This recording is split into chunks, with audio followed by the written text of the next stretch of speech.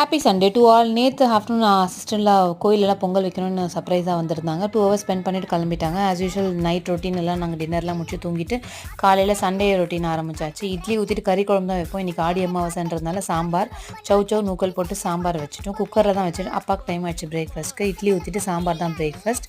அதுக்கப்புறம் கொஞ்சமாக பாயசம் பண்ணிவிட்டு பீன்ஸ் பொரியல் பண்ணிவிட்டோம். ரசம் தாளிச்சிட்டு முருங்கீரை அன்றைக்கி செஞ்சது கொஞ்சம் பேலன்ஸ் இருந்தால் அது பருப்பு போட்டு கட்டியாக பண்ணியாச்சு. காலையிலே உளுந்து ஊற வச்சுருந்தேன் வடை சுடலான்ட்டு. உளுந்து ஊறி இருந்தது.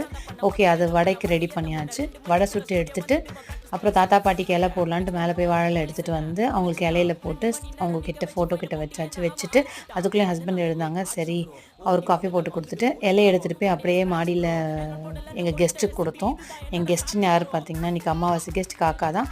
அவங்கெல்லாம் சாப்பிட்டு முடிச்ச பிறகு நாங்கள் கீழே வந்து பூ இருந்து நிறைய அதை கோத்து தாத்தா பாட்டிக்கு போட்டுட்டு நாங்களும் சாப்பிட்டுட்டோம் இலையை போட்டு.